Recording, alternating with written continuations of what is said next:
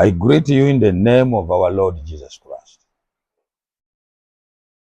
Previous presentation might have shocked some of you when I've said that Isaiah 53 does not belong, that Isaiah is talking of Jesus to die. He's not. That is purely Israel, the suffering servant. And we will talk more about that. And I've explained that in plenty in the defenseless God. But now, let us again look at the patriarchs. The patriarchs, none of them, if God was only looking for good works, none of them qualified. Even Abraham could not qualify. That's why the New Testament praises Abraham not for good works, but for faith. He is not a father of good works, he is a father of those who believe. Something which I've already explained somewhere, but now I can't know which one. But we have been there again. You see? Yes. Abraham is only praised because of faith.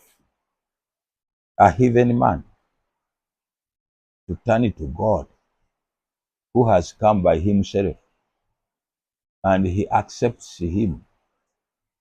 It was contrary to the culture and the standards of those days.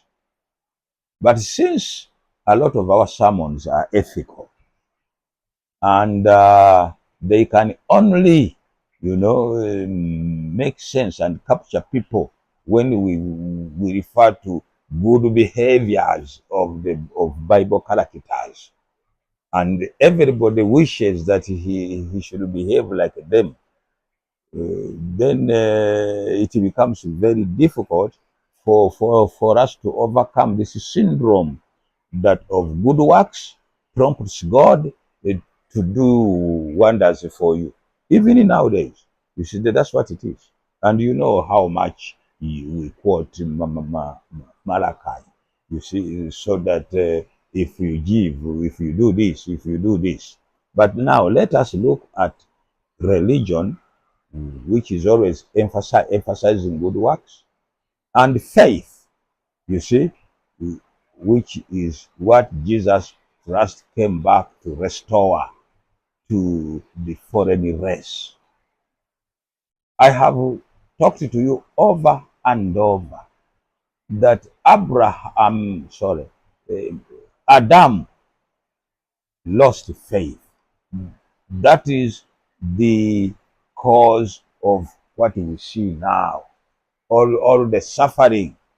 He lost faith in his maker. That's what Adam did. Yes. Is that so? Yes. And he accepted what the serpent was saying. And he took it over as the truth. Because the serpent told him that once you eat on this tree or on this or the fruit, you will be like a God. Yes. You will know everything. Now you only know good side, goodness only. Why? Because he was covered with the righteousness of God. And the creatures which are covered with the righteousness of God can't know sin and evil and death. Yes. But for the first time, the devil spoke the truth as far as our records are concerned. He said to Adam, up to now, you are not like a God. Mm-hmm. You only know one thing. Yes, only good things only. Yes, that's only what you know. Your culture now, Adam, is to produce good works only. Because you are covered by the righteousness of God. But if we, but there's more complication, which you would know if you ate of of this fruit. You will know, you will now be like him who knows good and evil. Now, Adam had never understood what evil is. You see, what is evil? The devil was playing on him on this one very well. That you just eat on this one, you will be like him. You will know the good and the evil. And my dear friends, this planet knows evil. I don't know of the other planets. We know what evil is. We live as evil can be defined. Yes. Why? Because the righteousness of God was withdrawn from us. And the state of sin settled in us. And we sat there completely with the state of sin. With the coming of the state of sin, death came. With the withdrawing of the righteousness of God, everlasting life went with it. And I've explained that over and over. I've just repeated it due to questions I received, several questions, either by phone and by anything. And then I promised them that I'll repeat some of these things. With the loss of faith in our Maker, the Maker can't impose himself upon us anymore. He withdraws his righteousness from us. We remain naked, and there's no virtue. This where there's an absence of righteousness of God, there's presence of the state of sin. That one you cannot deny. Even if those who want to debate things, no, we don't understand this. Now understand it. Where there's the righteousness of God, there is no temporality. There's permanency. And the culture which comes out of those creatures is always automatically good. They don't even think about it.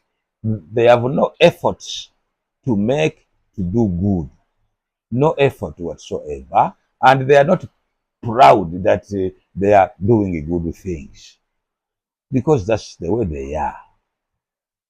That's their life, my dear. At least get this one, which I am repeating. That's the way you are. There. Let me repeat it again.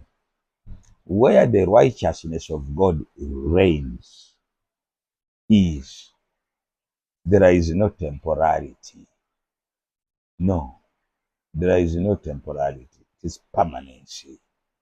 That's number one. Number two, the good works comes out automatically.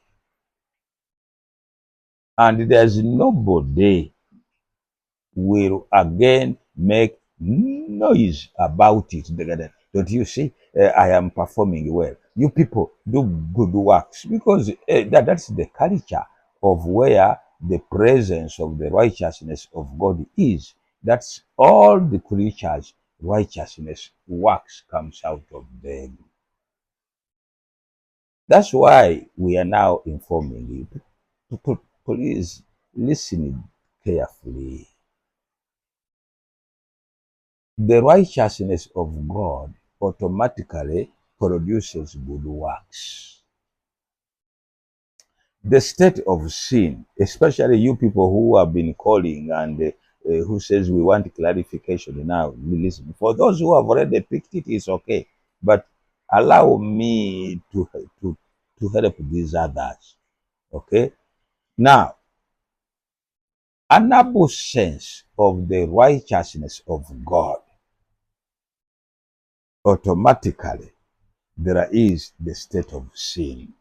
That is what Adam had not known, and that's what the Lucifer or Satan was telling him, that now you only know one side, but there's also another side. How can I know the other side? The answer is simple. Lose your faith in your maker and demonstrate it by eating this fruit which he prohibited. Once you do so, then you'll be like you are very creator who knows the good and the bad phases, you see.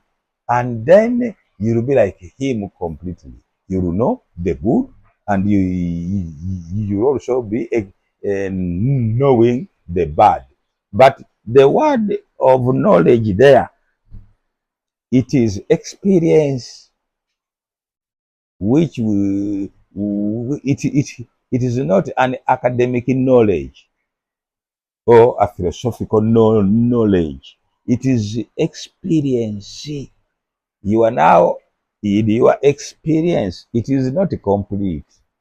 Why? Because you are only enjoying the experience of good. You are enjoying only the experience of good. But there's another experience which you will know if you believe me and eat this fruit. That experience you don't know yet.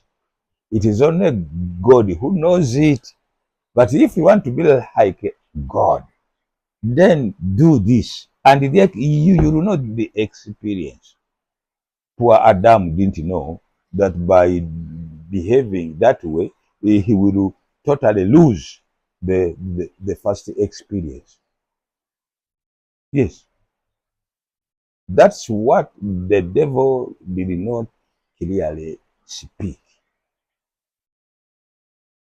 At least in our records, which by the way I concur, very scanty reporting. You see, but that one can be again be examined afterwards. But very scanty reporting to such an important matter. It is a matter of digging deeper and deeper, both in semantically and otherwise. We derive to what we are now talking about. Adam thought that he would be a versatile now as a creature.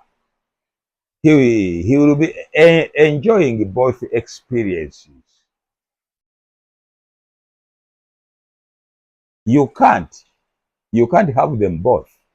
That's what he didn't know, I think.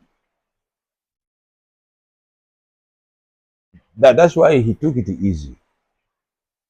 And he said, but why did God hide from us that experience?